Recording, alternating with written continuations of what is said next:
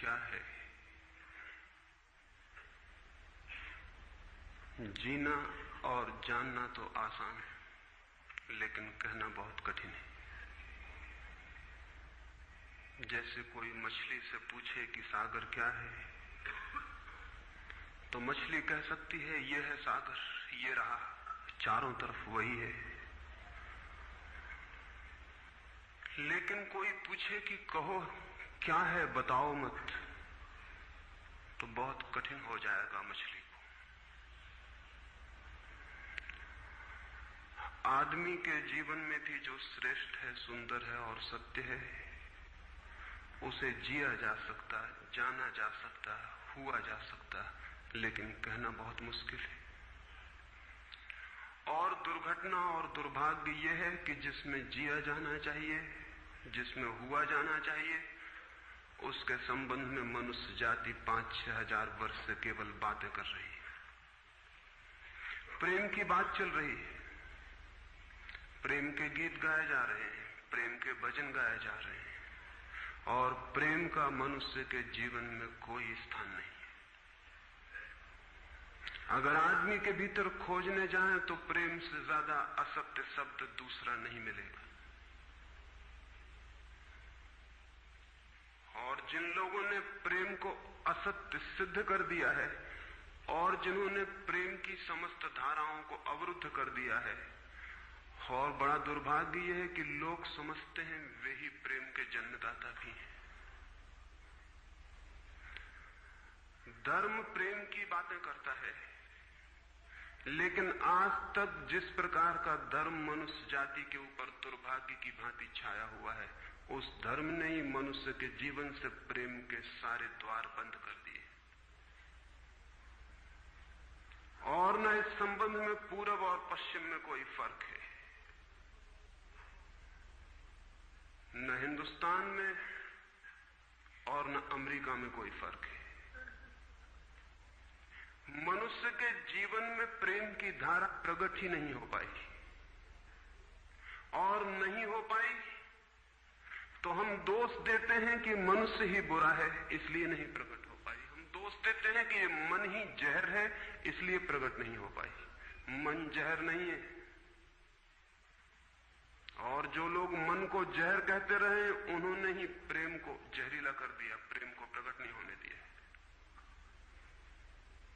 मन जहर हो कैसे सकता है? इस जगत में कुछ भी जहर नहीं है। परमात्मा के सारे उपक्रम में कुछ भी विष नहीं है, सब अमृत है। लेकिन आदमी ने सारे अमृत को जहर कर लिया है, और इस जहर करने में शिक्षक, साधु संत और तथाकथित धार्मिक लोगों का सबसे ज्यादा हाथ है। इस बात को थोड़ा समझ लेना जरूरी है, क्योंकि अगर ये बात दिखाई न पड़े तो मनुष्य के जीवन में कभी भी प्रेम भविष्य में भी नहीं हो सकेगा। क्योंकि जिन कारणों से प्रेम नहीं पैदा हो सका है, उन्हीं कारणों को हम प्रेम प्रकट करने के आधार और कारण बना रहे हैं। हालतें ऐसी हैं कि गलत सिद्धांतों को अगर हजारों वर्ष तक दोहराया जाए तो फिर हम ये भूल ही जाते हैं कि सिद्धांत गलत हैं, और दिखाई पड़ने लगता है कि आदमी गलत है, क्योंकि उन सिद्धांतों को पूरा नहीं कर पा रहा है। मैंने सुना है एक सम्राट के महल के नीचे से एक पंखा बेचने वाला गुजरता था और जोर से चिल्ला रहा था कि अनूठे और अद्भुत पंखे मैंने निर्मित किए हैं। ऐसे पंखे कभी भी नहीं बनाए गए, ये पंखे कभी देखे भी नहीं गए हैं। सम्राट ने खिड़की से झांक के देखा कि कौन है जो अनूठे पंखे ले आए। सम्राट के पास सब तरह के पंखे थे, दुनिया के कोने कोने में जो मिल सकते थे। और नीचे देखा, गलियारे में खड़ा हुआ एक आदमी, साधारण 2-2 पैसे के पंखे होंगे, और चिल्ला रहा है कि अनूठे, अद्वितीय। उस आदमी को ऊपर बुलाया और पूछा कि इन पंखों में क्या खूबी है, दाम क्या है इन पंखों के? उस पंखे वाले ने कहा कि महाराज, दाम ज्यादा नहीं है, पंखे को देखते हुए दाम बहुत कम है, सिर्फ 100 रुपए का पंखा। सम्राट ने कहा 100 रुपए? ये 2 पैसे का पंखा जो बाजार में जगह जगह मिलता है, 100 रुपए दाम, क्या है इसकी खूबी? उस आदमी ने कहा खूबी, ये पंखा 100 वर्ष चलता है, 100 वर्ष के लिए गारंटी है, 100 वर्ष से कम में खराब नहीं होता है। सम्राट ने कहा, इसको देख के तो ऐसा लगता है कि सप्ताह भी चल जाए, पूरा तो मुश्किल। धोखा देने की कोशिश कर रहे हो, सरासर बेईमानी, और वो भी सम्राट के सामने। उस आदमी ने कहा, आप मुझे भली भांति जानते हैं, इसी गलिहारे में रोज पंखे बेचता हूं, 100 रुपए दाम है इसके, और अगर 100 वर्ष न चले तो जिम्मेदार मैं हूं, रोज तो नीचे मौजूद होता हूं, और फिर आप सम्राट हैं, आपको धोखा देके जाऊंगा कहां? वो पंखा खरीद लिया गया। सम्राट को विश्वास तो न था, लेकिन आश्चर्य भी था कि यह आदमी सरासर झूठ बोल रहा है, किस बल पर बोल रहा है। पंखा 100 रुपए में खरीद लिया गया और उससे कहा कि 7वें दिन तुम उपस्थित हो जाना। 2-4 दिन में ही पंखे की डंडी बाहर निकल गई, 7वें दिन तो वो बिल्कुल मुर्दा हो गए। लेकिन सम्राट ने सोचा कि शायद पंखे वाला आएगा नहीं, लेकिन ठीक समय पर 7वें दिन वो पंखे वाला हाजिर हो गया। उसने कहा, कहो महाराज। उन्होंने कहा, कहना नहीं, ये पंखा पड़ा हुआ है, टूटा हुआ। ये 7 दिन में ये गति हो गई, तुम कहते 100 वर्ष चलेगा? पागल हो या धोखेबाज, क्या हो? उस आदमी ने कहा कि मालूम होता है आपको पंखा झलना नहीं आता है। पंखा तो 100 वर्ष चलता ही, पंखा तो गारंटीड है। आप पंखा झलते कैसे थे? सम्राट ने कहा, और भी सुनो, अब मुझे ये भी सीखना पड़ेगा कि पंखा कैसे किया जाता है। उस आदमी ने कहा, कृपा करके बताइए कि इस पंखे की गति 7 दिन में ऐसी कैसे बना दी आपने, किस भांति पंखा किया? सम्राट ने पंखा उठा के करके दिखाया कि इस भांति मैंने पंखा किया। उस आदमी ने कहा, समझ गया, भूल, इस तरह पंखा नहीं किया जाता। सम्राट ने कहा, और क्या रास्ता है पंखा चलने का? उस आदमी ने कहा, पंखा पकड़िए सामने और सिर को हिलाइए। पंखा 100 वर्ष चलेगा, आप समाप्त हो जाएंगे, लेकिन पंखा बचेगा। पंखा गलत नहीं है, आपके झलने का ढंग गलत है। यह आदमी पैदा हुआ है 5-6 हजार या 10 हजार वर्ष की संस्कृति का, यह आदमी फल है। लेकिन संस्कृति गलत नहीं है, यह आदमी गलत है। आदमी मरता जा रहा है रोज, और संस्कृति की दुहाई चलती चली जाती है कि महान संस्कृति, महान धर्म, महान सब कुछ, और उसका ये फल है। आदमी उसी संस्कृति से गुजरा है और ये परिणाम है उसका। लेकिन नहीं, आदमी गलत है, और आदमी को बदलना चाहिए अपने को। और कोई कहने की हिम्मत नहीं उठाता कि कहीं ऐसा तो नहीं है कि 10,000 वर्षों में जो संस्कृति और धर्म आदमी को प्रेम से नहीं भर पाए, वो संस्कृति और धर्म गलत हो। और अगर 10,000 वर्षों में आदमी प्रेम से नहीं भर पाया, तो आगे कोई संभावना है इसी धर्म और इसी संस्कृति के आधार पर कि आदमी कभी प्रेम से भर जाए? 10,000 वर्षों में जो नहीं हो पाया, वो आगे भी 10,000 वर्षों में होने वाला नहीं है, क्योंकि आदमी यही है, कल भी यही होगा। आदमी हमेशा से यही है और हमेशा यही होगा। और संस्कृति और धर्म जिनके हम नारे दिए चले जाते हैं, संतों और महात्माओं की जिनकी दुहाइयां दिए चले जाते हैं, सोचने के लिए हम तैयार नहीं कि कहीं हमारा बुनियादी चिंतन की दिशा ही तो गलत नहीं है। मैं कहना चाहता हूं कि वो गलत है, और गलत सबूत है ये आदमी। और क्या सबूत होता है? एक बीज को हम बोएं और फल जहरीले और कड़वे हों, तो क्या सब सिद्ध होता है? सिद्ध होता है कि वो बीज जहरीला और कड़वा रहा होगा। हालांकि बीज में पता लगाना मुश्किल है कि उससे जो फल पैदा होंगे वो कड़वे पैदा होंगे। बीज में कुछ खोजबीन नहीं की जा सकती। बीज को तोड़ो फोड़ो, कोई पता नहीं चल सकता कि इससे जो फल पैदा होंगे वो कड़वे होंगे। बीज को बो 100 वर्ष लग जाएंगे, वृक्ष होगा, बड़ा होगा, आकाश में फैलेगा, तब फल आएंगे और तब पता चलेगा कि वे कड़वे। 10,000 वर्ष में संस्कृति और धर्म के जो बीज बोए गए हैं, ये आदमी उसका फल है, और ये कड़वा है और घृणा से भरा हुआ है।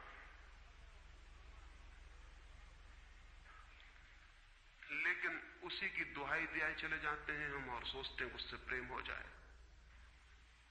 मैं आपसे कहना चाहता हूं, उससे प्रेम नहीं हो सकता है, क्योंकि प्रेम के पैदा होने की जो बुनियादी संभावना है, धर्मों ने उसकी ही हत्या कर दी है और उसमें ही जहर घोल दिया है।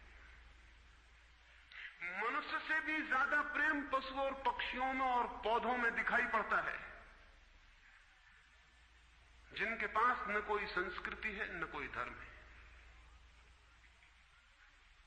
संस्कृत और सुसंस्कृत और सभ्य मनुष्यों की बजाय असभ्य और जंगल के आदमी में ज्यादा प्रेम दिखाई पड़ता है, जिसके पास न कोई विकसित धर्म है, न कोई सभ्यता है, न कोई संस्कृति है। जितना आदमी सभ्य, सुसंस्कृत और तथाकथित धर्मों के प्रभाव में मंदिरों और चर्चों में प्रार्थना करने लगता, उतना ही प्रेम से शून्य क्यों होता चला जाता? जरूर कुछ कारण है, और दो कारणों पर मैं विचार करना चाहता हूं। अगर वे ख्याल में आ जाएं तो प्रेम के अवरुद्ध स्रोत टूट सकते हैं और प्रेम की गंगा बह सकती है। वह हर आदमी के भीतर है, उसे कहीं से लाना नहीं है। प्रेम कोई ऐसी बात नहीं है कि कहीं खोजने जाना है उसे, वो है, वो प्राणों की प्यास है हर एक के भीतर, वो प्राणों की सुगंध है प्रत्येक के भीतर, लेकिन चारों तरफ से परकोटा है उसके और वो प्रकट नहीं हो पाती। सब तरफ पत्थर की दीवार है और वो झरने नहीं फूट पाते। तो प्रेम की खोज और प्रेम की साधना कोई पॉजिटिव, कोई विधायक खोज और साधना नहीं है कि हम जाएं और कहीं प्रेम सीख लें। एक मूर्तिकार एक पत्थर को तोड़ रहा था, कोई देखने गया था कि मूर्ति कैसे बनाई जाती है। उसने देखा कि मूर्ति तो बिल्कुल नहीं बनाई जा रही, सिर्फ छेनी और हथौड़े से पत्थर तोड़ा जा रहा है। तो उस आदमी ने पूछा कि आप क्या कर रहे हैं, मूर्ति नहीं बनाएंगे? मैं तो मूर्ति का बनना देखने आया हूं, आप तो सिर्फ पत्थर तोड़ रहे हैं। उस मूर्तिकार ने कहा कि मूर्ति तो पत्थर के भीतर छिपी है, उसे बनाने की जरूरत नहीं है, सिर्फ उसके ऊपर जो व्यर्थ पत्थर जुड़ा है उसे अलग कर देने की जरूरत है और मूर्ति प्रकट हो जाए। मूर्ति बनाई नहीं जाती, मूर्ति सिर्फ आविष्कृत होती है, डिस्कवर होती है, अनावृत होती है, उघाड़ी जाती है। मनुष्य के भीतर प्रेम छिपा है, सिर्फ उघाड़ने की बात है, उसे पैदा करने का सवाल नहीं, अनावृत करने की बात है। कुछ है जो हमने ऊपर से ओढ़ा हुआ है, जो उसे प्रकट नहीं होने देता। एक चिकित्सक से जाके आप पूछें कि स्वास्थ्य क्या है, और दुनिया का कोई चिकित्सक नहीं बता सकता कि स्वास्थ्य क्या है।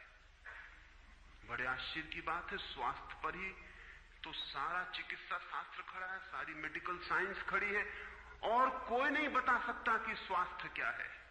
लेकिन चिकित्सक से पूछें कि स्वास्थ्य क्या है, तो वो कहेगा बीमारियों के बाबत हम बता सकते हैं कि बीमारियां क्या हैं, उनके लक्षण हमें पता है, एक एक बीमारी का अलग अलग परिभाषा हमें पता है।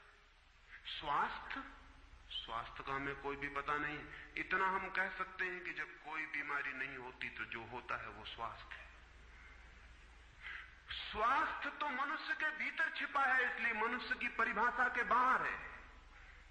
बीमारी बाहर से आती है, इसलिए बाहर से परिभाषा की जा सकती है। स्वास्थ्य भीतर से आता है, उसकी कोई परिभाषा नहीं की जा सकती। इतना ही हम कह सकते हैं कि बीमारियों का अभाव स्वास्थ्य है। लेकिन ये स्वास्थ्य की कहां परिभाषा हुई? स्वास्थ्य के संबंध में तो हमने कुछ भी ना कहा कि बीमारियां नहीं है तो बीमारियों के संबंध में कहा। सच यह है कि स्वास्थ्य पैदा नहीं करना होता, या तो छिप जाता है बीमारियों में, या बीमारियां हट जाती हैं तो प्रकट हो जाता है। स्वास्थ्य हम में है, स्वास्थ्य हमारा स्वभाव है, प्रेम हम में है, प्रेम हमारा स्वभाव है। इसलिए ये बात गलत है कि मनुष्य को समझाया जाए कि तुम प्रेम पैदा करो। सोचना यह है कि प्रेम पैदा क्यों नहीं हो पा रहा है, बाधा क्या है, अड़चन क्या है, कहां रुकावट डाल दी गई। अगर कोई भी रुकावट ना हो तो प्रेम प्रकट होगा ही, उसे सिखाने की और समझाने की कोई भी जरूरत नहीं है। अगर मनुष्य के ऊपर गलत संस्कृति और गलत संस्कार की धाराएं और बाधाएं न हो तो हर आदमी प्रेम को उपलब्ध होगा ही, ये अनिवार्यता है। प्रेम से कोई बच ही नहीं सकता, प्रेम स्वभाव है। गंगा बहती है हिमालय से, बहेगी गंगा, उसके प्राण है, उसके पास जल है, वो बहेगी और सागर को खोज ही लेगी। न किसी पुलिस वाले से पूछेगी, न किसी पुरोहित से पूछेगी कि सागर कहां है। देखा किसी गंगा को चौरस्ते पर खड़े होकर पूछते कि सागर कहां है? उसके प्राणों में है छिपी सागर की खोज और ऊर्जा है, तो पहाड़ तोड़ेगी, मैदान तोड़ेगी और पहुंच जाएगी सागर तक। सागर कितने ही दूर हो, कितना ही छिपा हो, खोज ही लेगी। और कोई रास्ता नहीं है, कोई गाइड बुक नहीं है कि जिससे पता लगा ले कि कहां से जाना है, लेकिन पहुंच जाती है। लेकिन बांध बांध दिए जाएं, चारों तरफ परकोटे उठा दिए जाएं, प्रकृति की बाधाओं को तोड़ के तो गंगा सागर तक पहुंच जाती है, लेकिन अगर आदमी की इंजीनियरिंग की बाधाएं खड़ी कर दी जाएं तो हो सकता है गंगा सागर तक न पहुंच पाए। ये भेद समझ लेना जरूरी है। प्रकृति की कोई भी बाधा असल में बाधा नहीं है, इसलिए गंगा सागर तक पहुंच जाती है, हिमालय को काट के पहुंच जाती है। लेकिन अगर आदमी इजाद करे, इंतजाम करे, तो गंगा को सागर तक नहीं भी पहुंचने दे सकता है।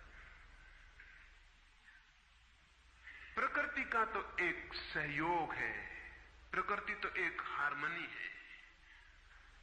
वहां जो बाधा भी दिखाई पड़ती है वो भी शायद शक्ति को जगाने के लिए चुनौती है। वहां जो विरोध भी दिखाई पड़ता है वो भी शायद भीतर प्राणों में जो छिपा है उसे प्रकट करने के लिए बुलावा है। वहां शायद कोई बाधा नहीं है। वहां हम बीज को दबाते हैं जमीन में, दिखाई पड़ता है कि जमीन की एक परत बीज के ऊपर पड़ी है, बाधा दे रही, लेकिन वो बाधा नहीं दे रही। अगर वो परत ना होगी तो बीज अंकुरित भी नहीं हो पाएगा। ऐसे दिखाई पड़ता है कि एक परत जमीन की बीज को नीचे दबा रही है, लेकिन वो परत दबा इसलिए रही है ताकि बीज दबे, गले और टूट जाए और अंकुर बन जाए। ऊपर से दिखाई पड़ता है वो जमीन बाधा दे रही, लेकिन वो जमीन मित्र है और सहयोग कर रही बीज को प्रकट करने में। प्रकृति तो एक हार्मनी है, एक संगीतपूर्ण लयबद्धता है, लेकिन आदमी ने जो जो निसर्ग के ऊपर इंजीनियरिंग की है, जो जो उसने अपने यांत्रिक धारणाओं को ठोंकने की और बिठाने की कोशिश की है, उससे गंगाएं रुक गई हैं, जगह जगह अवरुद्ध हो गई हैं। और फिर आदमी को दोष दिया जाता है। किसी बीज को दोष देने की जरूरत नहीं है। अगर वो पौधा न बन पाए तो हम कहेंगे कि जमीन नहीं मिली होगी, ठीक, पानी नहीं मिला होगा, ठीक, सूरज की रोशनी नहीं मिली होगी, ठीक, लेकिन आदमी के जीवन में खिल न पाए फूल प्रेम का तो हम कहते हैं तुम हो जिम्मेवार। और कोई नहीं कहता कि भूमि ना मिली होगी, ठीक, पानी ना मिला होगा, ठीक, सूरज की रोशनी ना मिली होगी, ठीक, इसलिए यह आदमी का पौधा अवरुद्ध रह गया, विकसित नहीं हो पाया, फूल तक नहीं पहुंच पाया। मैं आपसे कहना चाहता हूं कि बुनियादी बाधाएं आदमी ने खड़ी की हैं। प्रेम की गंगा तो बह सकती है और परमात्मा के सागर तक पहुंच सकती है।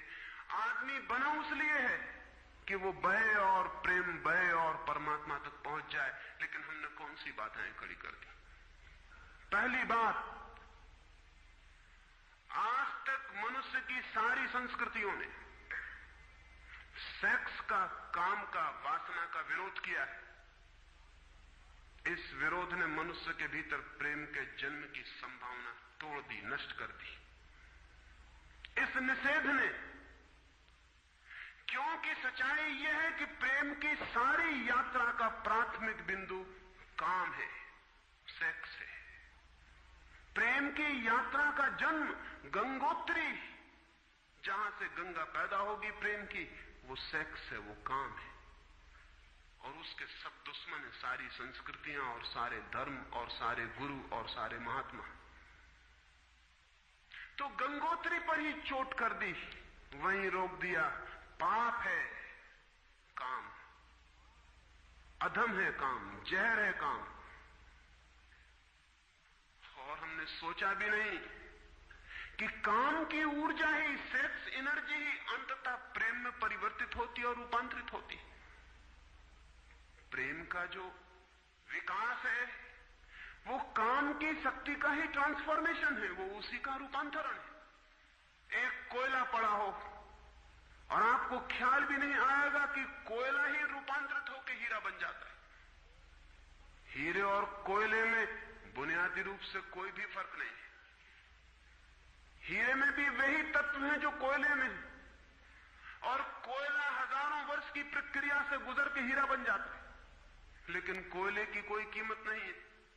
उसे कोई घर में रखता भी है तो ऐसी जगह जहां दिखाई न पड़े, और हीरे को लोग छातियों पर लटका के घूमते कि वो दिखाई पड़े। और हीरा और कोयला एक ही है, लेकिन कोई दिखाई नहीं पड़ता कि इन दोनों के बीच अंतर संबंध है, एक यात्रा है।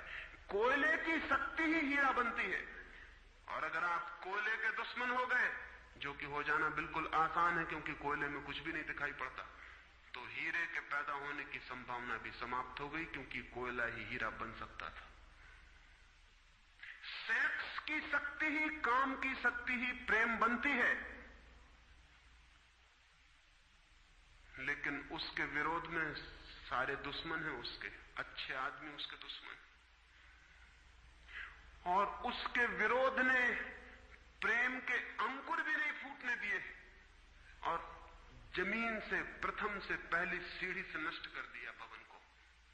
फिर वो हीरा नहीं बन पाता कोयला, क्योंकि उसके बनने के लिए जो स्वीकृति चाहिए, जो उसका विकास चाहिए, जो उसको रूपांतरित करने की प्रक्रिया चाहिए, उसका सवाल ही नहीं उठता। जिसके हम दुश्मन हो गए, जिसके हम शत्रु हो गए, जिससे हमारी द्वंद्व की स्थिति बन गई और जिससे हम निरंतर लड़ने लगे, अपनी ही शक्ति से आदमी को लड़ा दिया गया है, सेक्स की शक्ति से आदमी को लड़ा दिया गया है। और शिक्षाएं दी जाती हैं कि द्वंद्व छोड़ना चाहिए, कॉन्फ्लिक्ट छोड़नी चाहिए, लड़ना नहीं चाहिए। और सारी शिक्षाएं बुनियाद में सिखा रही हैं कि लड़ो, मन जहर है तो मन से लड़ो, जहर से तो लड़ना पड़ेगा। सेक्स पाप है तो उससे लड़ो। और ऊपर से कहा जा रहा है कि द्वंद्व छोड़ो। जिन शिक्षाओं के आधार पर मनुष्य द्वंद्व से भर रहा है, वही शिक्षाएं दूसरी तरफ कह रही हैं कि द्वंद्व छोड़ो। एक तरफ आदमी को पागल बनाओ और दूसरी तरफ पागल खाने खोलो कि उनका इलाज करना है। एक तरफ कीटाणु फैलाओ बीमारियों के, और फिर अस्पताल खोलो कि बीमारियों का इलाज यहां किया जाता है। एक बात समझ लेनी जरूरी है संबंध में, मनुष्य कभी भी काम से मुक्त नहीं हो सकेगा। काम उसके जीवन का प्राथमिक बिंदु है, उसी से जन्म होता है। परमात्मा ने काम की शक्ति को ही, सेक्स को ही सृष्टि का मूल बिंदु स्वीकार किया है। और परमात्मा जिसे पाप नहीं समझ रहा, महात्मा उसे पाप बता रहे हैं। अगर परमात्मा उसे पाप समझता है तो परमात्मा से बड़ा पापी इस पृथ्वी पर, इस जगत में, इस विश्व में कोई भी नहीं है। फूल खिला हुआ दिखाई पड़ रहा है, कभी सोचा है कि फूल का खिल जाना भी सेक्सुअल एक्ट है? फूल का खिल जाना भी काम की एक घटना है, वासना की एक घटना है। फूल में है क्या उसके खिल जाने में? उसके खिल जाने में कुछ भी नहीं है। वे बिंदु हैं, पराग के, वीरी के कण हैं, जिन्हें तितलियां उड़ा के दूसरे फूलों पे ले जाएंगी और नया जन्म देंगी। एक मोर नाच रहा है और कवि गीत गा रहे हैं, और संत भी देख के प्रसन्न होंगे, लेकिन उन्हें ख्याल नहीं कि नृत्य एक सेक्सुअल एक्ट है। मोर पुकार रहा है अपनी प्रेयसी को या अपने प्रेमी को, वो नृत्य किसी को रिझाने के लिए। पपीहा गीत गा रहा है, कोयल बोल रही है। एक आदमी जवान हो गया है, एक युवती सुंदर होकर विकसित हो गई है। वो सब की सब सेक्सुअल एनर्जी की अभिव्यक्तियां हैं। वो सब का सब काम का ही रूपांतरण है। वो सब का सब काम की ही अभिव्यक्ति, काम की ही अभिव्यंजना है। सारा जीवन, सारी अभिव्यक्ति, सारी फ्लावरिंग काम की है। और उस काम के खिलाफ संस्कृति और धर्म आदमी के मन में जहर डाल रहे हैं, उससे लड़ाने की कोशिश कर रहे हैं। मौलिक शक्ति से मनुष्य को उलझा दिया है लड़ने के लिए, इसलिए मनुष्य दीनहीन, प्रेम से रिक्त और थोथा और ना कुछ हो गया है। काम से लड़ना नहीं है, काम के साथ मैत्री स्थापित करनी है और काम की धारा को और ऊंचाइयों तक ले जाना है। किसी ऋषि ने किसी वधू को, 9 वर और वधू को आशीर्वाद देते हुए कहा था कि तेरे 10 पुत्र पैदा हों और अंततः तेरा पति तेरा 11वां पुत्र हो जाए।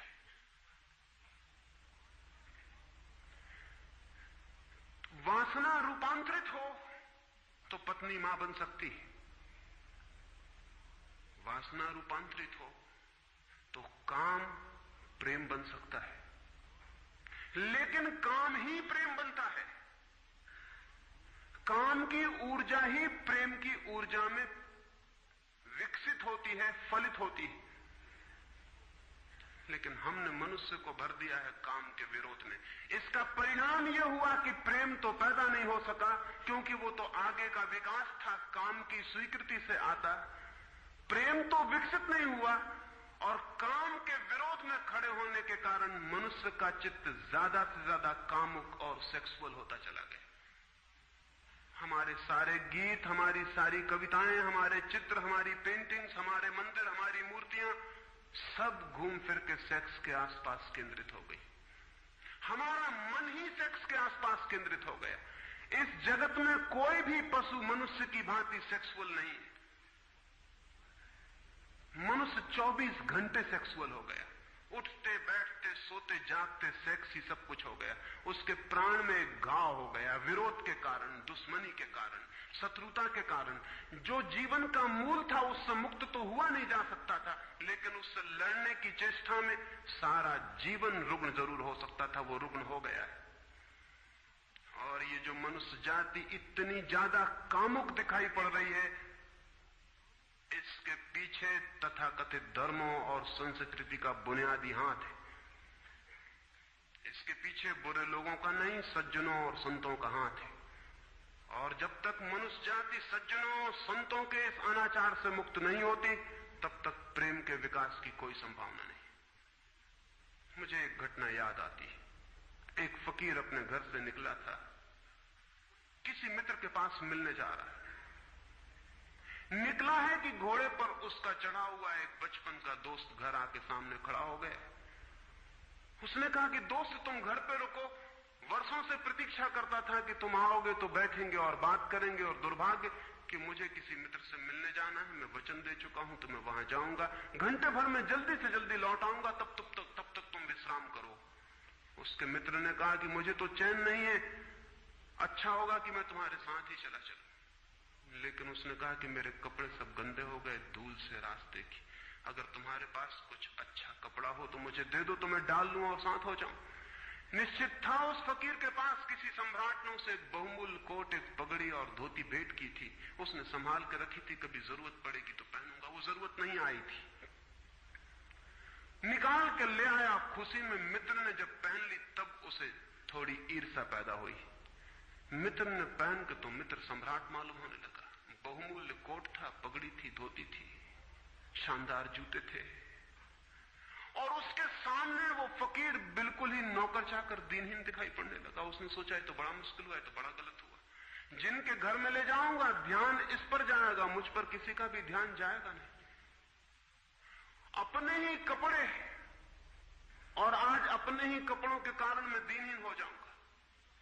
लेकिन बार बार मन को समझाया कि मैं फकीर हूं, आत्मा परमात्मा की बात करने वाला, क्या रखा है कोट में पगड़ी में, छोड़ो, पहने रहने तो कितना फर्क पड़ता है। लेकिन जितना समझाने की कोशिश की कि कोट पगड़ी में क्या रखा है, कोट पगड़ी ही उसके मन में घूमने लगी। मित्र दूसरी बात करने लगा, लेकिन वो भीतर तो, ऊपर तो कुछ और दूसरी बातें कर रहा है, लेकिन वहां उसका मन नहीं है, भीतर उसे बस कोट और पगड़ी। रास्ते पर जो भी आदमी देखता है उसको कोई भी नहीं देखता, मित्र की तरफ सबकी आंखें जाती। वो बड़ा मुश्किल में पड़ गया कि तो आज अपनी भूल कर ली, अपने हाथ से भूल कर ली। जिनके घर जाना था वहां पहुंचा, जाके परिचय दिया कि मेरे मित्र हैं जमाल, बचपन के दोस्त हैं, बहुत प्यारे आदमी हैं।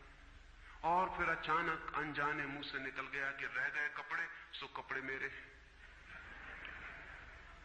क्योंकि मित्र भी जिनके घर गए थे वो भी उसके कपड़ों को देख रहे थे, और भीतर उसके चल रहा था कोट पगड़ी, मेरी कोट पगड़ी, और उन्हीं की वजह से मैं परेशान हो रहा हूं। निकल गया मुंह से कि रह गए कपड़े, कपड़े मेरे।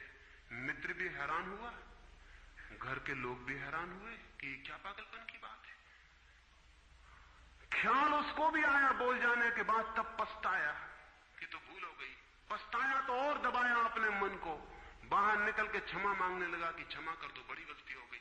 मित्र ने कहा, मैं तो हैरान हुआ कि तुमसे निकल कैसे गया। उसने कहा कि कुछ नहीं, सिर्फ जवान की चूक हो गई। हालांकि जवान की चूक कभी भी नहीं होती है, भीतर कुछ चलता होता है तो कभी कभी बेमौके जवान से निकल जाता है, चूक कभी नहीं होती।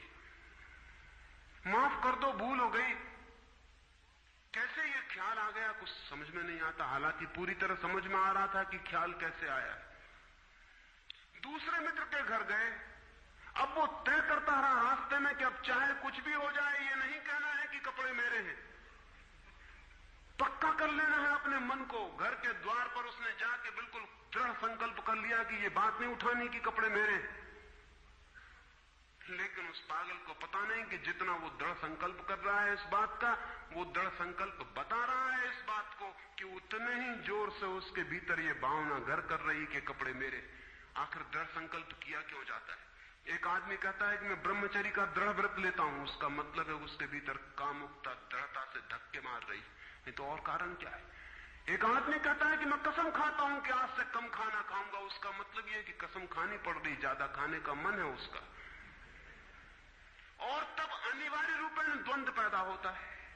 जिससे हम लड़ना चाहते हैं वही हमारी कमजोरी है, और तब द्वंद्व पैदा हो जाना स्वाभाविक है। वो लड़ता हुआ दरवाजे के भीतर गया, संभल संभल के बोला कि मेरे मित्र हैं, लेकिन जब वो बोल रहा है तब उसको कोई नहीं देख रहा, उसके मित्र कोई उस घर के लोग देख रहे हैं। तब फिर उसे ख्याल आया कि मेरा कोट, मेरी पगड़ी। उसने कहा कि दृढ़ता से कसम खाई, इसकी बात नहीं उठानी। मेरा क्या है कपड़ा लत्ता? कपड़े लत्ते किसी के होते हैं? ये तो सब संसार है, ये तो सब माया है। लेकिन ये सब समझा रहा है, लेकिन असलियत तो बाहर से भीतर, भीतर से बाहर हो रही। समझाया कि मेरे मित्र हैं, बचपन के दोस्त हैं, बहुत प्यारे आदमी हैं, रह गए कपड़े, कपड़े उन्हीं के हैं, मेरे नहीं। पर घर के लोगों को ख्याल आया कि कपड़े उन्हीं के हैं, मेरे नहीं हैं। आज तक ऐसा परिचय कभी देखा नहीं गया था। बाहर निकल के क्षमा मांगने लगा कि बड़ी भूल हुई जा रही, मैं क्या करूं क्या ना करूं, ये क्या हो गया है मुझे। आज तक मेरी जिंदगी में कपड़ों ने इस तरह से मुझे नहीं पकड़ा था, किसी को नहीं पकड़ा। लेकिन अगर तरकीब उपयोग में करें तो कपड़े पकड़ ले सकते। मित्र ने कहा, मैं जाता नहीं तुम्हारे साथ। पर वो हाथ जोड़ने लगा कि नहीं, ऐसा मत करो, जीवन भर के लिए दुख रह जाएगा कि मैंने क्या दुर्व्यवहार किया। अब मैं कसम खा के कहता हूं कि कपड़ों की बात ही नहीं उठानी। मैं बिल्कुल भगवान की कसम खाता हूं कि कपड़ों की बात नहीं उठानी। और कसम खाने वालों से हमेशा सावधान रहना जरूरी है, क्योंकि जो भी कसम खाता है उसके भीतर उस कसम से भी मजबूत कोई बैठा है जिसके खिलाफ वो कसम खा रहा है। और वो जो भीतर बैठा है वो ज्यादा भीतर है, कसम ऊपर है और बाहर है। कसम चेतन मन से खाई गई है, और जो भीतर बैठा है वो अचेतन की परतों तक समाया हुआ है। अगर मन के 10 हिस्से कर दें तो कसम एक हिस्से ने खाई है, 9 हिस्से उल्टा भीतर खड़ा हुआ है। ब्रह्मचर्य की कसम एक हिस्सा खा रहा है मन का, और 9 हिस्सा परमात्मा की दुहाई दे रहा है। वो जो परमात्मा ने बनाया है वो उसके लिए कहा चला जा रहा है, कहे चला जा रहा है।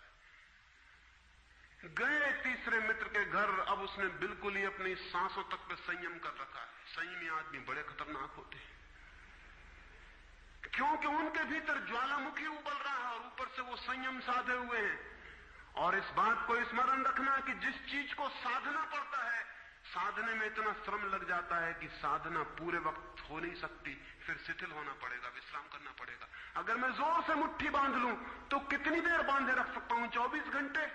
जितने जोर से बांधूंगा उतने ही जल्दी थक जाऊंगा और मुट्ठी खुल जाएगी। जिस चीज में भी श्रम करना पड़ता है, जितना ज्यादा श्रम करना पड़ता है उतने जल्दी थकान आ जाती, शक्ति खत्म हो जाती और उल्टा होना शुरू हो जाता। मुट्ठी बांधी जितने जोर से उतने ही जल्दी मुट्ठी खुल जाएगी। मुट्ठी खुली रखी जा सकती है 24 घंटे, लेकिन बांध के नहीं रखी जा सकती है। जिस काम में श्रम पड़ता है उस काम को आप जीवन नहीं बना सकते, कभी सहज नहीं हो सकता वो काम। श्रम पड़ेगा, फिर विश्राम का वक्त आएगा ही। इसलिए जितना सधा हुआ संत होता है उतना ही खतरनाक आदमी होता है, क्योंकि उसका विश्राम का वक्त आएगा। 24 घंटे में घंटे भर को उसे शिथिल होना पड़ेगा, उसी बीच दुनिया भर के पाप उसके भीतर खड़े हो जाएंगे, नरक सामने आ जाएगा। तो उसने बिल्कुल ही अपने को सांस रोक लिया और कहा कि अब कसम खाता हूं कि इन कपड़ों की बात ही नहीं उठानी। लेकिन आप सोच लें उसकी हालत, अगर आप थोड़े बहुत भी धार्मिक आदमी होंगे तो आपको अपने अनुभव से भी पता चल सकता है कि उसकी क्या हालत हुई होगी। अगर आपने कसम खाई हो, व्रत लिए हो, संकल्प साधे हो, तो आपको भली भांति पता होगा कि भीतर क्या हालत हो जाती है। भीतर गया, उसके माथे से पसीना चू रहा है, इतना श्रम पड़ रहा है। मित्र डरा हुआ है उसके पसीने को देखकर कि वो उसकी सब नसें खिंची हुई हैं। वो बोल रहा है एक एक शब्द कि मेरे मित्र हैं, बड़े पुराने दोस्त हैं, बहुत अच्छे आदमी हैं। और एक क्षण को वो रुका, जैसे भीतर से कोई जोर का धक्का आया हो और सब बह गया, बाढ़ आ गई और सब बह गया। और उसने कह दिया, रह गए कपड़े की बात, तो मैंने कसम खा ली है कि कपड़े की बात ही नहीं करनी।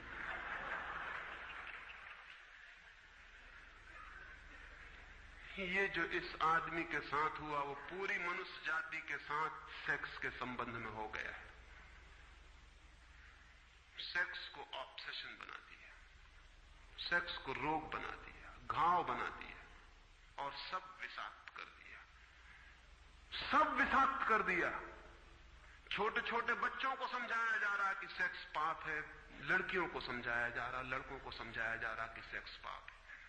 फिर ये लड़की जवान होगी, ये लड़का जवान होगा, इनकी शादियां होंगी और सेक्स की दुनिया शुरू होगी और इन दोनों के भीतर ये भाव है कि ये पाप है। और फिर कहा जाएगा स्त्री को कि पति को परमात्मा मान। जो पाप में ले जा रहा उसको परमात्मा कैसे माना जा सकता है? ये कैसे संभव है कि जो पाप में घसीट रहा है वो परमात्मा हो? और उस लड़के को कहा जाएगा, उस युवक को कहा जाएगा कि तेरी पत्नी है, तेरी साथनी है, तेरी संगी है। लेकिन जो नरक में ले जा रही, शास्त्रों में लिखा कि स्त्री नरक का द्वार है। ये नरक का द्वार, संगी और साथनी, ये मेरा आधा अंग, ये नरक की तरफ जाता हुआ आधा अंग मेरा, ये इसके साथ कौन सा सामंजस्य बन सकता है? सारे दुनिया का दाम्पत्य जीवन नष्ट किया है इस शिक्षा ने। और जब दंपति का जीवन नष्ट हो जाए तो प्रेम की कोई संभावना नहीं रही। क्योंकि जब पति और पत्नी प्रेम न कर सके एक दूसरे को, जो कि अत्यंत सहज और नैसर्गिक प्रेम है, तो फिर कौन और किसको प्रेम कर सकेगा? इस प्रेम को बढ़ाया जा सकता है कि पत्नी और पति का प्रेम इतना विकसित हो, इतना उदात्त हो, इतना ऊंचा बने कि धीरे धीरे बांध तोड़ दे और दूसरों तक फैल जाए। ये हो सकता है, लेकिन इसको समाप्त ही कर दिया जाए, तोड़ ही दिया जाए, विषाक्त कर दिया जाए तो फैलेगा क्या, बढ़ेगा क्या? रामानुज एक गांव में ठहरे थे और एक आदमी ने आके कहा कि मुझे परमात्मा को पाना है। तो उन्होंने कहा कि तूने कभी किसी को प्रेम किया है? उस आदमी ने कहा, इस झंझट में मैं कभी पड़ा ही नहीं, प्रेम वगैरह की झंझट मैंने की, मुझे तो परमात्मा को खोजना है। रामानुज ने कहा, तूने कभी झंझट ही नहीं की प्रेम की? उसने कहा, मैं बिल्कुल सच कहता हूं आपसे। और बेचारा ठीक ही कह रहा था, क्योंकि धर्म की दुनिया में प्रेम एक डिस्क्वालिफिकेशन, एक अयोग्यता है।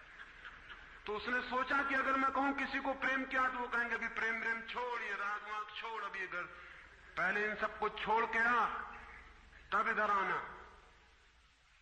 तो उस बेचारे ने किया भी हो तो वो कहता गया कि मैंने नहीं किया, नहीं किया।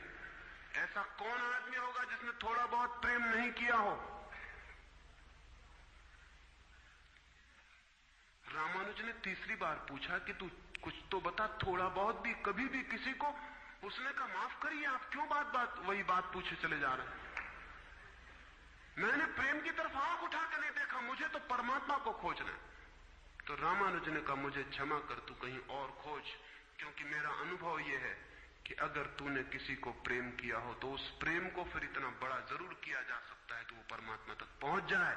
लेकिन अगर तूने प्रेम ही नहीं किया तो तेरे पास कुछ है ही नहीं जिसको बड़ा किया जा सके।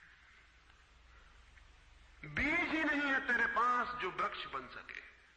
तो तू जा कहीं और पूछ। और जब पति और पत्नी में प्रेम न हो, जिस पत्नी ने अपने पति को प्रेम न किया हो और जिस पति ने अपनी पत्नी को प्रेम न किया हो, वे बेटों को, बच्चों को प्रेम कर सकते हैं तो आप गलती में। पत्नी उसी मात्रा में बेटे को प्रेम करेगी जिस मात्रा में उसने अपने पति को प्रेम किया है, क्योंकि ये बेटा पति का ही फल है, उसका ही प्रतिफलन है, उसका ही रिफ्लेक्शन है। ये इस बेटे के प्रति जो प्रेम होने वाला है वो उतना ही होगा जितना उसने पति को चाहा और प्रेम किया हो। ये पति की ही मूर्ति है जो फिर नई होकर वापस लौट आई है। अगर पति के प्रति प्रेम नहीं है तो बेटे के प्रति प्रेम सच्चा कभी भी नहीं हो सकता। और अगर बेटे को प्रेम नहीं किया गया, पालना पोसना और बड़ा कर देना प्रेम नहीं है, तो बेटा मां को कैसे प्रेम कर सकता है, बाप को कैसे प्रेम कर सकता है? वो जो यूनिट है जीवन का परिवार, वो विषाक्त हो गया है सेक्स को दूषित कहने से, कंडेम करने से, निंदित करने से, और परिवार ही फैलकर पूरा जगत है, पूरा विश्व है। और फिर हम कहते हैं कि प्रेम बिल्कुल दिखाई नहीं पड़ता। प्रेम कैसे दिखाई पड़ेगा? हालांकि हर आदमी कहता है कि मैं प्रेम करता हूं, मां कहती है, पत्नी कहती है, बाप कहता है, भाई कहता है, बहन कहती है, मित्र कहते हैं कि हम प्रेम करते हैं। सारी दुनिया में हर आदमी कहता है कि हम प्रेम करते हैं, और दुनिया में इकट्ठा देखो तो प्रेम कहीं दिखाई ही नहीं पड़ता। इतने लोग अगर प्रेम करते तो दुनिया में तो प्रेम की वर्षा हो जानी चाहिए थी, प्रेम के फूल ही फूल के जाने चाहिए थे, प्रेम के दिए ही दिए जल जाते, घर घर प्रेम का दिया होता तो दुनिया में इकट्ठी इतनी रोशनी होती प्रेम की। लेकिन वहां तो घृणा की रोशनी दिखाई पड़ती है, क्रोध की रोशनी दिखाई पड़ती है, युद्धों की रोशनी दिखाई पड़ती, प्रेम का तो कोई पता नहीं चलता। झूठी है ये बात, और ये झूठ जब तक हम मानते चले जाएंगे तब तक सत्य की दिशा में खोज भी नहीं हो सकती। कोई किसी को प्रेम नहीं कर रहा है, और जब तक काम के निसर्ग को परिपूर्ण आत्मा से स्वीकृति नहीं मिलती तब तक कोई किसी को प्रेम कर भी नहीं सकता है। मैं आपसे कहना चाहता हूं कि काम दिव्य है, डिवाइन है। सेक्स की शक्ति परमात्मा की शक्ति है, ईश्वर की शक्ति है। वो इसीलिए तो उससे ऊर्जा पैदा होती है और नया जीवन विकसित होता है। वही तो सबसे रहस्यपूर्ण शक्ति है, वही तो सबसे ज्यादा मिस्टीरियस फोर्स है। उससे दुश्मनी छोड़ दें। अगर आप चाहते हैं कि कभी आपके जीवन में प्रेम की वर्षा हो जाए, उससे दुश्मनी छोड़ दें, उसे आनंद से स्वीकार करें, उसकी पवित्रता को स्वीकार करें, उसकी धन्यता को स्वीकार करें, और खोजें उसमें और गहरे, तो आप हैरान हो जाएंगे। जितनी पवित्रता से काम की स्वीकृति होगी उतना ही काम पवित्र होता चला जाता है, और जितनी अपवित्रता और पाप की दृष्टि से काम से विरोध होगा, काम उतना ही पापपूर्ण और कुरूप होता चला जाता है। जब कोई अपनी पत्नी के पास ऐसे जाए जैसे कोई मंदिर के पास जाता है, जब कोई पत्नी अपने पति के पास ऐसे जाए जैसे सच में कोई परमात्मा के पास जाता है, क्योंकि जब दो प्रेमी काम से निकट आते हैं, जब वे संभोग से गुजरते हैं, तब सच में ही वे परमात्मा के मंदिर के निकट से गुजर रहे हैं। वहीं परमात्मा काम कर रहा है उनकी उस निकटता में, वहीं परमात्मा की सृजन शक्ति काम कर रही है। और मेरी अपनी दृष्टि यह है कि मनुष्य को समाधि का, ध्यान का जो पहला अनुभव मिला हो कभी भी मनुष्य के इतिहास में, तो वो संभोग के क्षण में मिला है और कभी नहीं। संभोग के क्षण में ही पहली बार ये स्मरण आया है आदमी को कि इतने आनंद की वर्षा हो सकती है। और जिन्होंने सोचा, जिन्होंने मेडिटेट किया, जिन लोगों ने काम के संबंध पर और मैथुन पर चिंतन किया और ध्यान किया, उन्हें यह दिखाई पड़ा कि काम के क्षण में, मैथुन के क्षण में, संभोग के क्षण में मन विचारों से शून्य हो जाता है। एक क्षण को मन के सारे विचार रुक जाते हैं, और वो विचारों का रुक जाना और वो मन का ठहर जाना ही आनंद की वर्षा का कारण होता है। तब उन्हें सीक्रेट मिल गया, राज मिल गया कि अगर मन को विचारों से मुक्त किया जा सके किसी और विधि से भी, तो भी इतना ही आनंद मिल सकता है। और तब समाधि और योग की सारी व्यवस्थाएं विकसित हुई, जिनमें ध्यान और सामायिक और मेडिटेशन और प्रेयर, इनकी सारी व्यवस्थाएं विकसित हुई। इन सबके मूल में संभोग का अनुभव है। और फिर मनुष्य को अनुभव हुआ कि बिना संभोग में जाए भी चित्त शून्य हो सकता है। और जो रस की अनुभूति संभोग में हुई थी, वो बिना संभोग के भी बरस सकती है। फिर संभोग क्षणिक हो सकता है, क्योंकि शक्ति और ऊर्जा का वो निकास और बहाव है। लेकिन ध्यान सतत हो सकता है। तो मैं आपसे कहना चाहता हूं कि एक युगल संभोग के क्षण में जिस आनंद को अनुभव करता है, एक योगी 24 घंटे उस आनंद को अनुभव करने लगता है। लेकिन इन दोनों आनंदों में बुनियादी विरोध नहीं है, और इसलिए जिन्होंने कहा कि विषयानंद और ब्रह्मानंद भाई भाई हैं, उन्होंने जरूर सत्य कहा है। वे सहोदर हैं, एक ही उदर से पैदा हुए हैं, एक ही अनुभव से विकसित हुए, उन्होंने निश्चित ही सत्य कहा है। तो पहला सूत्र आपसे कहना चाहता हूं, अगर चाहते हैं कि पता चले कि प्रेम तत्व क्या है, तो पहला सूत्र है काम की पवित्रता, दिव्यता, उसकी ईश्वरीय अनुभूति की स्वीकृति, उसको परम हृदय से, पूर्ण हृदय से अंगीकार। और आप हैरान हो जाएंगे, जितने परिपूर्ण हृदय से काम की स्वीकृति होगी, उतने ही आप काम से मुक्त होते चले जाएंगे। जितना अस्वीकार होता है, उतने ही हम बंधते हैं, जैसा वो फकीर कपड़ों से बंध गया। जितना स्वीकार होता है, उतने हम मुक्त होते हैं। अगर परिपूर्ण स्वीकार है, टोटल एक्सेप्टेबिलिटी है जीवन का जो निसर्ग है उसकी, तो आप पाएंगे कि वो परिपूर्ण स्वीकृति को मैं आस्तिकता कहता हूं, वही आस्तिकता व्यक्ति को मुक्त करती है। नास्तिक मैं उनको कहता हूं जो जीवन के निसर्ग का अस्वीकार करते हैं, निषेध करते हैं। ये बुरा है, ये पाप है, ये विष है, ये छोड़ो, ये छोड़ो, ये छोड़ो। जो छोड़ने की बातें कर रहे हैं वे ही नास्तिक हैं। जीवन जैसा है उसे स्वीकार करो और जियो उसकी परिपूर्णता में।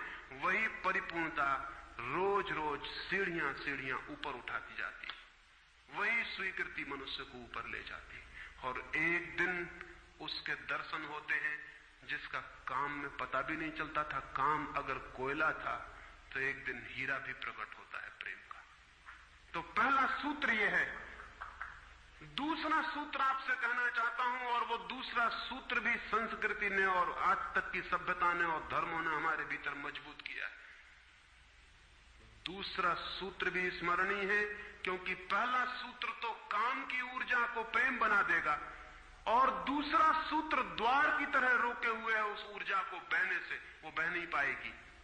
वो दूसरा सूत्र है मनुष्य का ये भाव कि मैं हूं, ईगो, उसका अहंकार कि मैं हूं। बुरे लोग तो कहते ही हैं कि मैं हूं, अच्छे लोग और जोर से कहते हैं कि मैं हूं, और मुझे स्वर्ग जाना है और मोक्ष जाना है और मुझे ये करना है और मुझे वो करना है। लेकिन वो मैं खड़ा हुआ है वहां भीतर।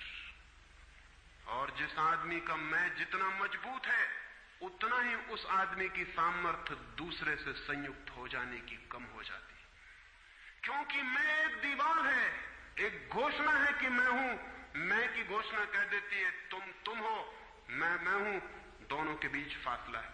फिर मैं कितना ही प्रेम करूं और आपको अपनी छाती से लगा लूं, लेकिन फिर भी हम दो हैं। छातियां कितनी ही निकट आ जाएं, फिर भी बीच में फासला है। मैं हूं, तुम हो। इसलिए निकटतम अनुभव भी निकट नहीं ला पाते। शरीर पास बैठ जाते हैं, आदमी दूर दूर बने रह जाते हैं। जब तक भीतर मैं बैठा हुआ है, तब तक दूसरे का भाव नष्ट नहीं होता। शास्त्र ने कहीं एक अद्भुत वचन कहा है कि दी अदर इज हेल, वो जो दूसरा है वही नरक है। लेकिन शास्त्र ने ये नहीं कहा कि why the other is other, वो दूसरा क्यों है। वो दूसरा इसलिए है कि मैं हूं, और जब तक मैं हूं तब तक दुनिया में हर चीज दूसरी है, अन्य है, भिन्न है। और जब तक भिन्नता है तब तक प्रेम का अनुभव नहीं हो सकता। प्रेम है एकात्म का अनुभव।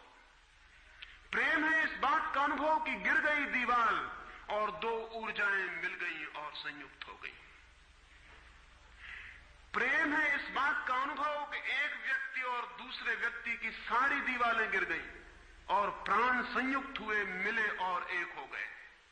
जब यही अनुभव एक व्यक्ति और समस्त के बीच फलित होता है तो उस अनुभव को मैं कहता हूं परमात्मा, और जब दो व्यक्तियों के बीच फलित होता है तो उसे मैं कहता हूं प्रेम। अगर मेरे और किसी दूसरे व्यक्ति के बीच ये अनुभव फलित हो जाए कि हमारी दीवारें गिर जाएं, हम किसी भीतर के तल पर एक हो जाएं, एक संगीत, एक धारा, एक प्राण, तो ये अनुभव है प्रेम। और अगर ऐसा ही अनुभव मेरे और समस्त के बीच घटित हो जाए कि मैं विलीन हो जाऊं और सब और मैं एक हो जाऊं, तो ये अनुभव है परमात्मा। इसलिए मैं कहता हूं प्रेम है सीढ़ी और परमात्मा है उस यात्रा की अंतिम मंजिल। ये कैसे संभव है कि दूसरा मिट जाए? जब तक मैं न मिटूं तब तक दूसरा कैसे मिट सकता है? वो दूसरा पैदा किया है मेरे मैं की प्रतिध्वनि ने। जितने जोर से मैं चिल्लाता हूं कि मैं, उतने ही जोर से वो दूसरा पैदा हो जाता है। वो दूसरी प्रतिध्वनि है, उस तरफ इको हो रही मेरे मैं की।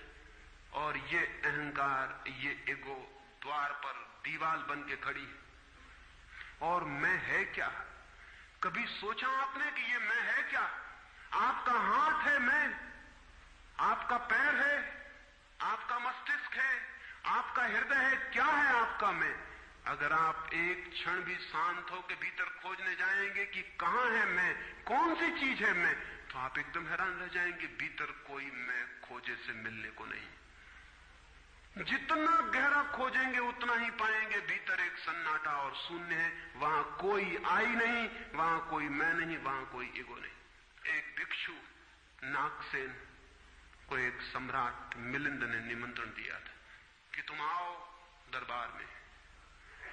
तो जो राजदूत गया था निमंत्रण देने, उसने नागसेन को कहा कि भिक्षु नागसेन, आपको बुलाया है सम्राट मिलिंद ने, मैं निमंत्रण देने आया हूं।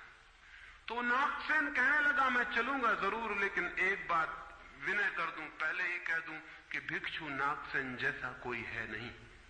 ये केवल एक नाम है, काम चलाऊ नाम है। आप कहते हैं तो मैं चलूंगा जरूर, लेकिन ऐसा कोई आदमी कहीं है नहीं। राजदूत ने जाके सम्राट को कह दिया कि बड़ा अजीब आदमी है वो कहने लगा कि मैं चलूंगा जरूर, लेकिन ध्यान रहे कि भिक्षु नागसेन जैसा कहीं कोई है नहीं, ये केवल एक काम चलाऊ नाम है। सम्राट ने कहा अजीब सी बात है, जब वो कहता है मैं चलूंगा, आएगा वो आया भी रथ पर बैठकर। सम्राट ने द्वार पर स्वागत किया और कहा भिक्षु नागसेन हम स्वागत करते हैं आपका। वो हंसने लगा, उसने कहा कि स्वागत स्वीकार करता हूं, लेकिन स्मरण रहे भिक्षु नागसेन जैसा कोई है नहीं। सम्राट कहने लगा बड़ी पहेली की बातें करते हैं आप। अगर आप नहीं हैं तो कौन है? कौन आया है यहां? कौन स्वीकार कर रहा है स्वागत? कौन दे रहा है उत्तर? नागसेन मुड़ा और उसने कहा कि देखते हैं सम्राट मिलिंद, ये रथ खड़ा है जिस पर मैं आया। सम्राट ने कहा ये रथ है। तो भिक्षु नागसेन पूछने लगा घोड़ों को निकाल के अलग कर लिया जाए। घोड़े अलग कर लिए गए और उसने पूछा सम्राट से ये घोड़े रथ हैं? सम्राट ने कहा घोड़े कैसे रथ हो सकते हैं? घोड़े अलग कर दिए गए। सामने के डंडे जिनसे घोड़े बंधे थे खिंचवा लिए गए। उसने पूछा कि ये रथ है? सिर्फ दो डंडे कैसे रथ हो सकते हैं? डंडे अलग कर दिए गए। चाक निकलवा लिए और कहा ये रथ है। सम्राट ने कहा ये चाक है, ये रथ नहीं है। और एक एक अंग रथ का निकलता चला गया और एक एक अंग पर सम्राट को कहना पड़ा कि नहीं ये रथ नहीं है। फिर आखिर पीछे शून्य बच गया, वहां कुछ भी ना बचा। भिक्षु नागसेन पूछने लगा रथ कहां है अब? रथ कहां है अब? और जितनी चीजें मैंने निकाली तुमने कहा ये भी रथ नहीं, ये भी रथ नहीं, ये भी रथ नहीं, अब रथ कहां है? तो सम्राट चौंक के खड़ा रह गया। रथ पीछे बचा भी नहीं था और जो चीजें निकल गई थी उनमें कोई रथ था भी नहीं। तो वो भिक्षु कहने लगा समझे आप, रथ एक जोड़ था, रथ कुछ चीजों का संग्रह मात्र था। रथ का अपना होना नहीं है कोई, ईगो नहीं है कोई। रथ एक जोड़ है। आप खोजे कहां है आपका मैं, और आप पाएंगे कि अनंत शक्तियों के एक जोड़ है, मैं कहीं भी नहीं है। और एक एक अंग आप सोचते चले जाएं तो एक एक अंग समाप्त होता चला जाता है। फिर पीछे शून्य रह जाता है। उसी शून्य से प्रेम का जन्म होता है, क्योंकि वो शून्य आप नहीं है, वो शून्य परमात्मा है। एक गांव में एक आदमी ने मछलियों की एक दुकान खोली थी, बड़ी दुकान थी, उस गांव में पहली दुकान थी। तो उसने एक बहुत खूबसूरत तख्ती बनवाई और उस पर लिखाया, फ्रेश फिश सोल्ड हियर, यहां ताजी मछलियां बेची जाती। पहले दिन दुकान खुली और एक आदमी आया और कहने लगा, फ्रेश फिश सोल्ड हियर, ताजी मछलियां, कहीं बासी मछलियां भी बेची जाती? ताजी लिखने की क्या जरूरत? दुकानदार ने सोचा कि बात तो ठीक है, इससे और व्यर्थ बासे का भी ख्याल पैदा होता है। उसने फ्रेश अलग कर दिया, ताजा अलग कर दिया। तख्ती रह गई, फिश सोल्ड हियर, मछलियां बेची जाती हैं, मछलियां यहां बेची जाती। दूसरे दिन एक बूढ़ी औरत आई और उसने कहा कि मछलियां यहां बेची जाती हैं, सोल्ड हियर, कहीं और कहीं भी बेचते हो? उस आदमी ने कहा, यह हियर बिल्कुल फिजूल है। उसने तख्ती पर एक शब्द और अलग कर दिया, रह गया फिश सोल्ड। तीसरे दिन एक आदमी आया, वो कहने लगा, फिश सोल्ड, मछलियां बेची जाती हैं, मुफ्त भी देते हो क्या? आदमी ने कहा, ये सोल्ड भी बेकार है। उस सोल्ड को भी अलग कर दिया। अब रह गई वहां तख्ती फिश। एक बुढ़ा आया और कहने लगा, फिश, अंधे को भी मील भर दूर से बांस मिल जाती है, ये तख्ती काहे के लिए लटकाई हुई है यहां? फिश भी चली गई, खाली तख्ती रह गई वहां। और एक आदमी आया और उसने कहा, ये तख्ती किस लिए लगाई है, इससे दुकान पे आड़ पड़ती। वो तख्ती भी चली गई, वहां कुछ भी नहीं रह गया। इलिमिनेशन होता गया, एक एक चीज हटती चली गई, पीछे जो शेष रह गया शून्य। उस शून्य से प्रेम का जन्म होता है, क्योंकि उस शून्य में दूसरे के शून्य से मिलने की क्षमता है। सिर्फ शून्य ही शून्य से मिल सकता है और कोई नहीं। दो शून्य मिल सकते हैं, दो व्यक्ति नहीं, दो इंडिविजुअल नहीं मिल सकते, दो वैक्यूम, दो एम्प्टीनेस मिल सकते हैं, क्योंकि बाधा आप कोई भी नहीं, शून्य की कोई दीवार नहीं होती और हर चीज की दीवार होती है। तो दूसरी बात स्मरणीय है, व्यक्ति जब मिटता है नहीं रह जाता, पाता है कि हूं ही नहीं, जो है वो मैं नहीं हूं, जो है वो सब है। तब द्वार गिरता है, दीवार टूटती है और तब वो गंगा बहती है जो भीतर छिपी है और तैयार है। वो शून्य की प्रतीक्षा कर रही कि कोई शून्य हो जाए तो उससे बह उठूं। हम एक कुआं खोदते हैं, पानी भीतर है, पानी कहीं से लाना नहीं होता, लेकिन बीच में मिट्टी पत्थर पड़े हैं, उनको निकाल के बाहर कर देते हैं। करते क्या है हम? करते हैं हम एक शून्य बनाते हैं, एक खाली जगह बनाते हैं, एक एम्प्टीनेस बनाते हैं। कुआं खोदने का मतलब है खाली जगह बनाना, ताकि खाली जगह में जो भीतर छिपा हुआ पानी है वो प्रकट होने के लिए जगह पा जाए, स्पेस पा जाए। वो भीतर है, उसको जगह चाहिए प्रकट होने को, जगह नहीं मिल रही, भरा हुआ है कुआं मिट्टी पत्थर से। मिट्टी पत्थर हमने अलग कर दिए, वो पानी उबल के बाहर आ गया। आदमी के भीतर प्रेम भरा हुआ है, स्पेस चाहिए, जगह चाहिए जहां वो प्रकट हो जाए। और हम भरे हुए हैं अपने मैं से। हर आदमी चिल्लाया चला जा रहा है मैं, और स्मरण रखें, जब तक आपकी आत्मा चिल्लाती है मैं, तब तक आप मिट्टी पत्थर से भरे हुए कुएं हैं। आपके कुएं में प्रेम के झरने नहीं फूटेंगे, नहीं फूट सकते। मैंने सुना है एक बहुत पुराना वृक्ष था,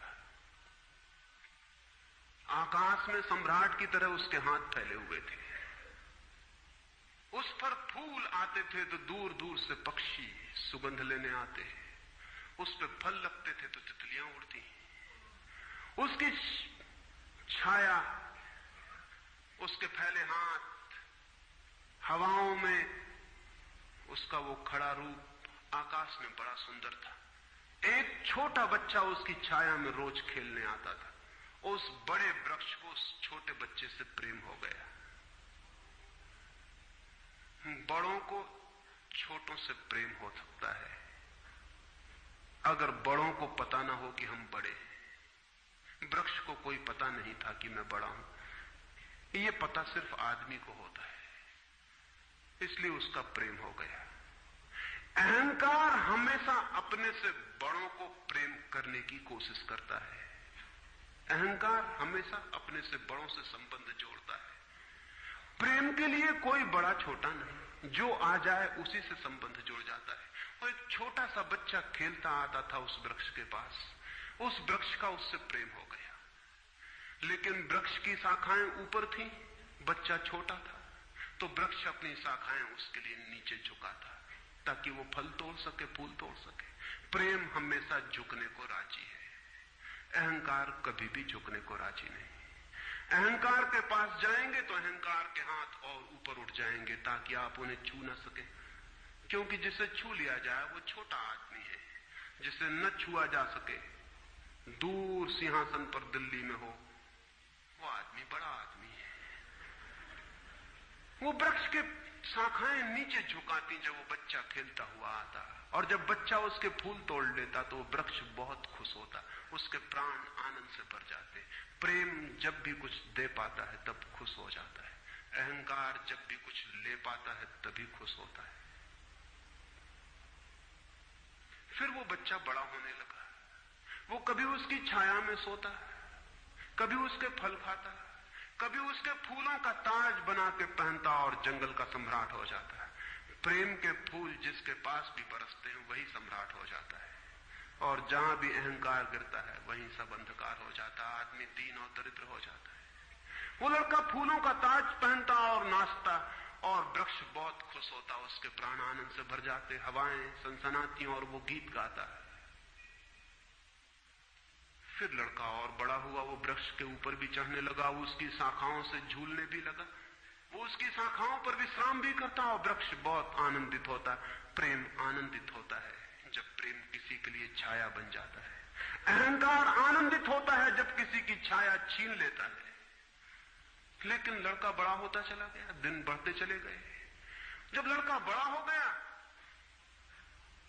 तो उसे और दूसरे काम भी दुनिया में आ गए, महत्वाकांक्षाएं आ गई, उसे परीक्षाएं पास करनी थी, उसे मित्रों को जीतना था। वो फिर कभी कभी आता, कभी नहीं भी आता, लेकिन वृक्ष उसकी प्रतीक्षा करता कि वो आए, वो आए। उसके सारे प्राण पुकारते कि आओ आओ। प्रेम निरंतर प्रतीक्षा करता है कि आओ आओ। प्रेम एक प्रतीक्षा है, एक अवेटिंग है। लेकिन वो कभी आता, कभी नहीं आता, तो वृक्ष उदास हो जाता है। प्रेम की एक ही उदासी है, जब वो बांट नहीं पाता तो उदास हो जाता है, जब वो दे नहीं पाता तो उदास हो जाता है। और प्रेम की एक ही धन्यता है कि जब वो बांट देता है, लुटा देता है, तो आनंदित हो जाता है। फिर लड़का और बड़ा होता चला गया, और वृक्ष के पास आने के दिन कम होते चले गए। जो आदमी जितना बड़ा होता चला जाता है, महत्वाकांक्षा के जगत में प्रेम के निकट आने की सुविधा उतनी ही कम होती चली जाती है। उस लड़के की एम्बिशन, महत्वाकांक्षा बढ़ रही थी, कहां वृक्ष, कहां जाना। फिर एक दिन वहां से निकलता था तो वृक्ष ने उसे कहा, सुनो।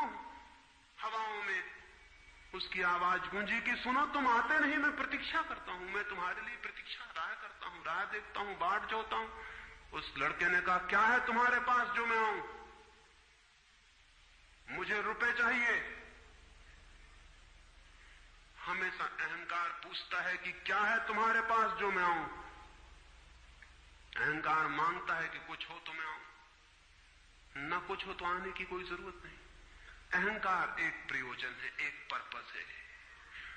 प्रयोजन पूरा होता हो तो मैं आऊं, अगर कोई प्रयोजन ना हो तो आने की जरूरत क्या है। और प्रेम निष्प्रयोजन है, प्रेम का कोई प्रयोजन नहीं। प्रेम अपने में ही अपना प्रयोजन है, वो बिल्कुल पर्पसलेस है।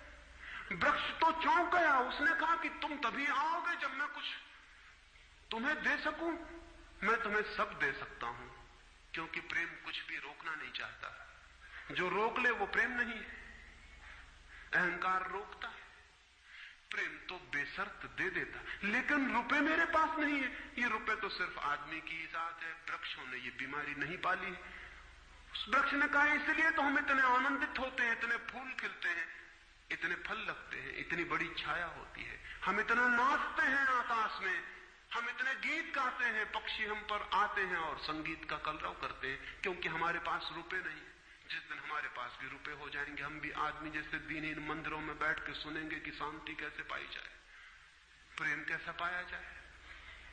नहीं, हमारे पास रुपए नहीं है।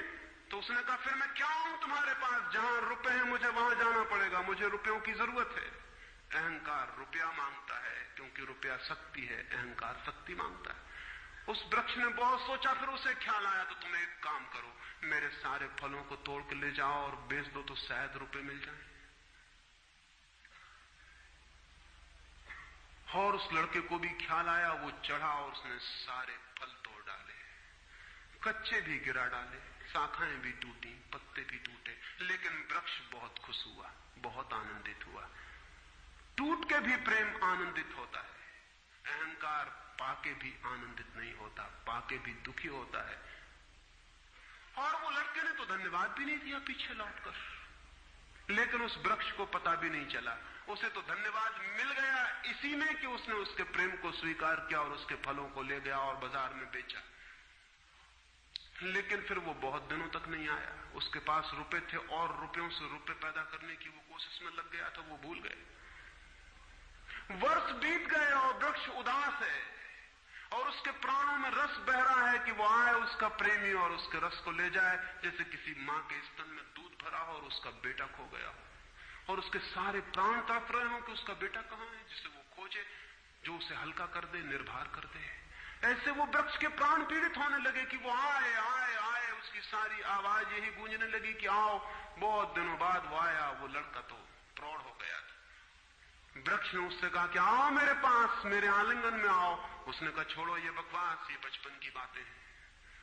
अहंकार प्रेम को पागलपन समझता है, बचपन की बातें समझता है। उस वृक्ष ने कहा आओ मेरी डालियों से झूलो, नाचो। उसने कहा छोड़ो ये फिजूल की बातें, मुझे एक मकान बनाना है, मकान दे सकते हो तुम? वृक्ष ने कहा मकान? हम तो बिना मकान के ही रहते हैं, मकान में तो सिर्फ आदमी रहता है। दुनिया में और कोई मकान में नहीं रहता, सिर्फ आदमी रहता है।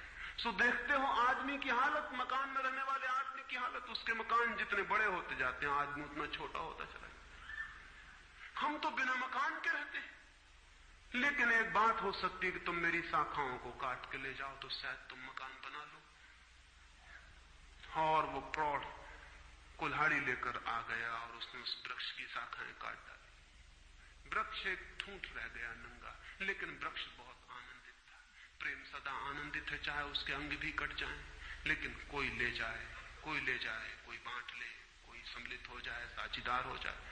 और उस लड़के ने तो पीछे लौट के भी नहीं देखा, उसने मकान बना लिया। और वक्त गुजरता गया, वो ठूंठ रहा देखता, वो चिल्लाना चाहता, लेकिन अब उसके पास पत्ते भी नहीं थे, शाखाएं भी नहीं थी, हवाएं आती और वो बोल भी ना पाता, बुला भी ना पाता। लेकिन उसके प्राणों में तो एक ही गूंज थी कि आओ आओ। और बहुत दिन बीत गए, तब वो बूढ़ा आदमी हो गया था। वो बच्चा, वो निकल रहा था पास से, वृक्ष के पास आके खड़ा हो गया। तो वृक्ष ने पूछा क्या कर सकता हूं और मैं तुम्हारे लिए, तुम बहुत दिनों बाद आए।